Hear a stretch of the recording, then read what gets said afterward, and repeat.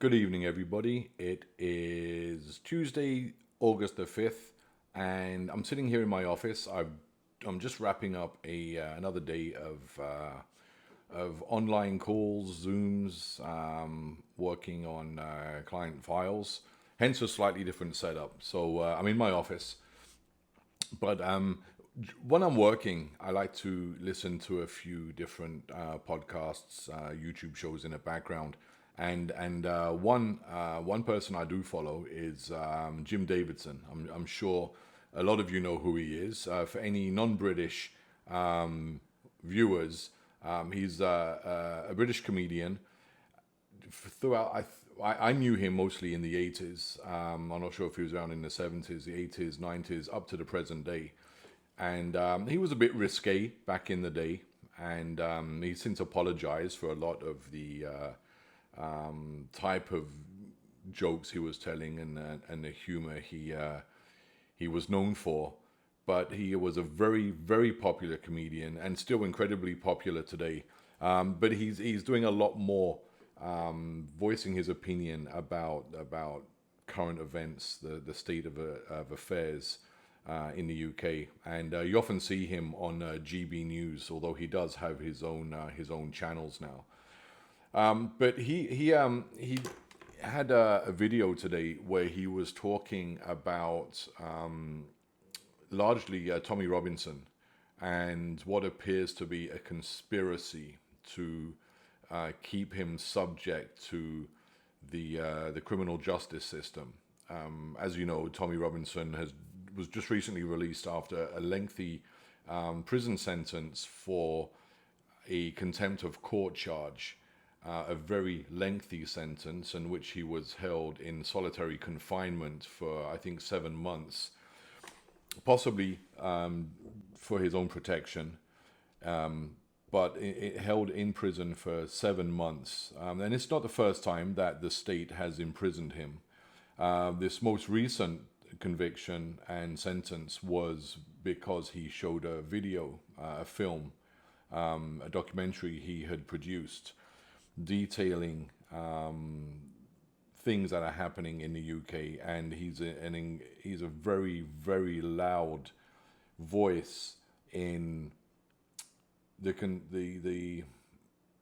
I'm not sure what words I can say on this video, but the grooming scandal that's enveloping the United Kingdom right now, and other subjects. A lot of people unfairly and unjustly call him a right wing extremist, which I think is just a very cheap way of just trying to disregard the points he's trying to make, and his standpoint. One which is I think finding a lot of support, and we're seeing a lot of what he believes and what he advocates. We're seeing that expressed now in the mainstream political landscape with reform and Ben Habib's new party. I believe it's Advance UK.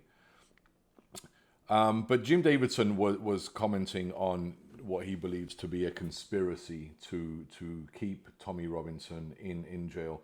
And he's just been rearrested following an incident in which, strangely enough, although it's in London and there are cameras absolutely everywhere, and he was in a train station, St Pancras, he was attacked, seemingly, allegedly, by somebody, and he defended himself.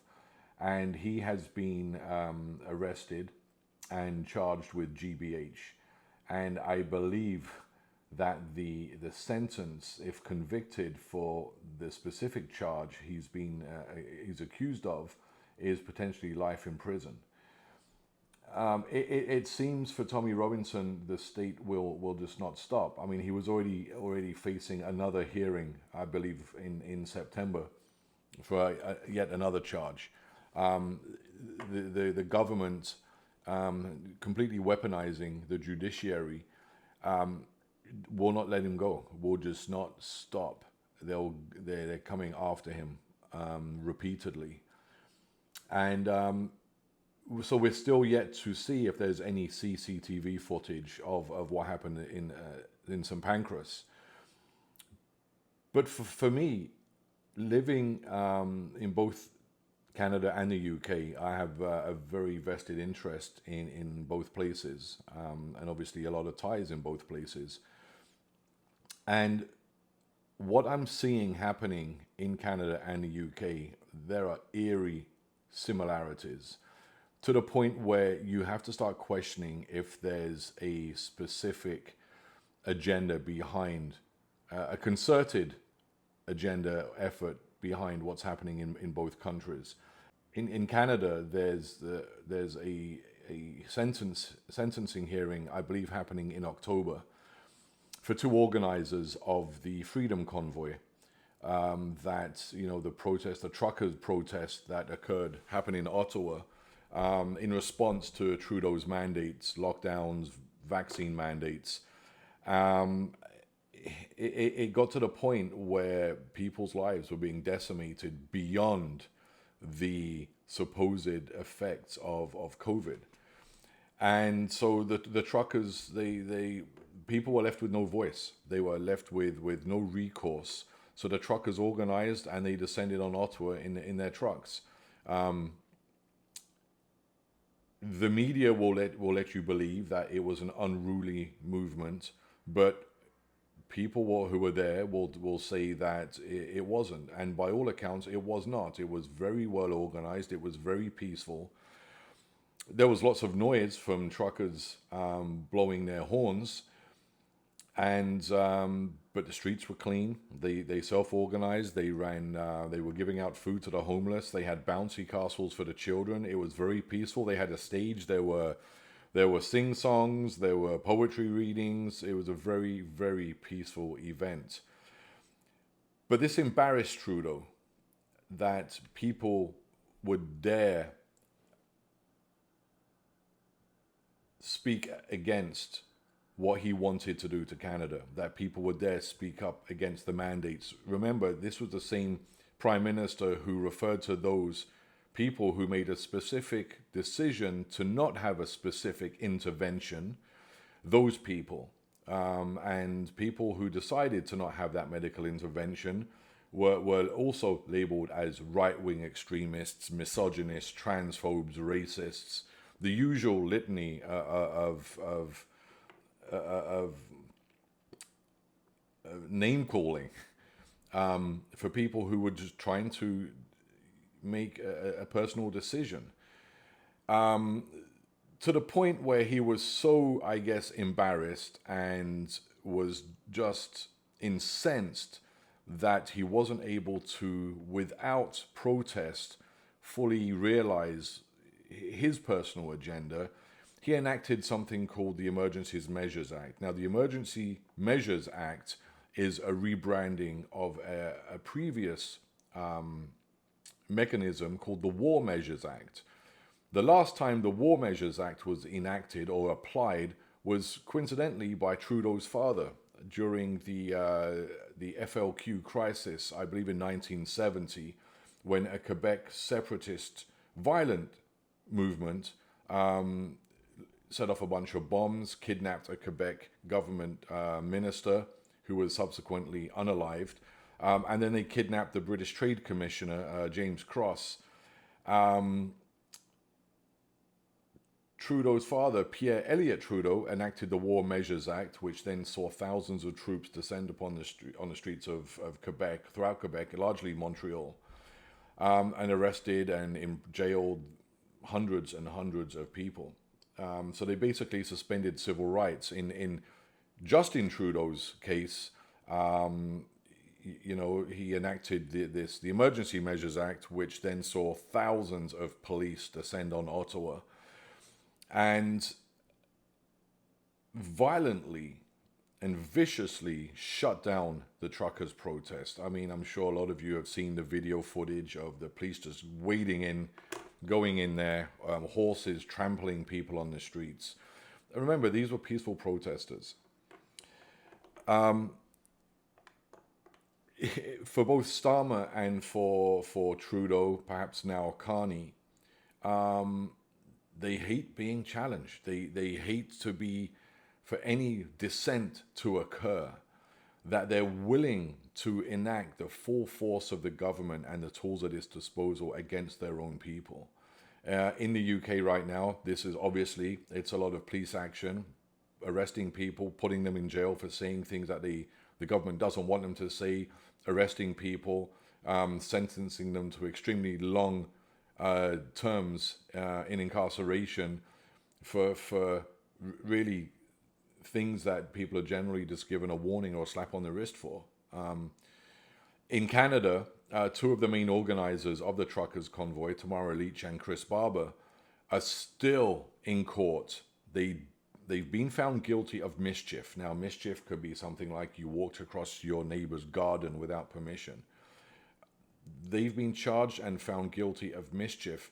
The Crown, the prosecution service, is asking for I believe a 7 or 8 year sentence for Tamara Lich and a similar sentence for Chris Barber for a mischief charge.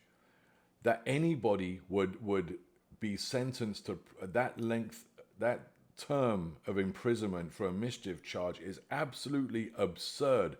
In a country right now where there seems to be a catch and release program for violent offenders who commit unspeakable crimes, they're arrested, they're charged, and they're released right away on bail. There's no need to keep these people in prison. Yet for Tamara Lich and Chris Barber, the Crown finds it necessary to sentence them to a term which, let's be honest, that really only the most violent offenders tend to receive. People that are real threats to society. People are not threats to society. Perhaps they're a threat to Trudeau and Carney and the Liberal government's sense of, or they're a threat to their ego, but that's it. Nothing else. And that millions and millions of dollars have been spent prosecuting these two and dragging this process out in the courts is absolutely absurd. But you know what? In this, well, in the UK, there is, I think, a much bigger groundswell of opinion supporting people like Tommy Robinson. And there are some loud voices. I mean, so you have Jim Davidson, Ezra Levant, who is very vocal on both sides of the Atlantic in Canada in support of people like Tamara Lich and in support of Tommy Robinson. So there are voices. In the UK, you see more. You see a lot more public dissent, peaceful dissent, loud but peaceful dissent, and protest against a lot of what is going on. You're not seeing so much of that happening in Canada. In Canada, I found during the truckers' protest, the mainstream media, they worked overtime, the usual right-wing extremists. For somewhere, I think it was either a Confederate flag appeared in one of the crowds. Then all of a sudden that person disappeared, but the mainstream media focused on this, and all of the protesters were right-wing extremists. A lot of the Canadian population, Liberal supporters, supported the truckers' convoy and jumped right on board with the government mandates. I mean, myself, during the mandates, during the lockdowns, there was an extra car in my driveway, and one of my neighbors called the police and snitched on me. I had armed police show up at my door questioning me as to how many people were in my house. You know, I never thought that in Canada, I think a country we all believe is so free, and not in a political sense as in the Liberal Party, but a liberal country, a free, open, democratic society. Things like the War Measures, Emergency Measures Act could not possibly take place against a peaceful protest. That people in the United Kingdom being arrested and imprisoned for saying hurty words, for posting a tweet and taking the tweet down 2 hours later. You know, my heart bleeds for Lucy Connolly and her family. It's absolutely, this is beyond an overreach of the state's power. And I don't know. I'm lost for words. That we're seeing these things happening at the same time. We're seeing protests from other groups that are violent, that are calling for harm to be inflicted on others, happening with complete impunity. The police are standing by doing absolutely nothing when people are calling for violent acts to be committed against other people because of their nationality or because of their religion. I never thought that certain, for example, anti-Semitic rants, protests, rampages occurring in London and in Canada. I never thought that I would see that. I thought that we live in a day and age where in countries like the UK and Canada, these things don't happen anymore. These things would not happen. But yet they're allowed to happen. They're allowed to happen. They're not allowed to happen if you offend the government, though. They're not allowed to happen if you offend Trudeau, if you offend Starmer. Anything to cause them embarrassment, anything to cast light on their shady plans, they'll come after you. They are coming after people. All we can hope for is that there will be a return to a sense of normalcy. It's the world is going absolutely mad where these things are happening, and it seems that there's absolutely nothing we can do. We have to watch. We have to watch the prosecutors putting people in prison for 7 or 8 years for protesting, for exercising their democratic right, not for being violent, not for causing damage, for being loud, for blocking a street. Very similar. What's happening in both the UK and Canada, very similar. And then when you start drilling down and looking at the Labour Party under Starmer and the Liberals now under Carney, the similarities are incredible. We're seeing in both countries a lot of the same socioeconomic issues. There's certain, and I'll perhaps mention this in another video, certain demographic changes that are occurring in both countries that the government in both countries seems to be abetting, seems to be, they're engineering this. They're engineering these massive shifts in society, and you have to wonder why. You have to wonder why they are trying to break things down to so much and causing such divisions in society. There has to be an agenda behind this. There has to be something happening. But that people are being subject to this absurd and insane criminal justice reaction for exercising their rights for seemingly minor crimes, which ordinarily would be overlooked, is beyond me, absolutely beyond me. But I just want to leave it with a quote, and it's from an American essayist and philosopher who was very much like influenced by the French philosopher Jean-Jacques Rousseau. His name is Henry David Thoreau, and he was an abolitionist and very much believing that in the freedom of people, but always, and advocated for civil disobedience, but civil disobedience against the state when the state is wrong.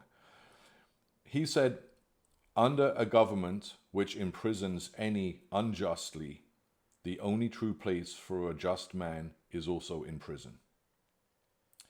So to those who are willing to put it all on the line, people like Tommy Robinson, Tamara Lich, Chris Barber, I salute you.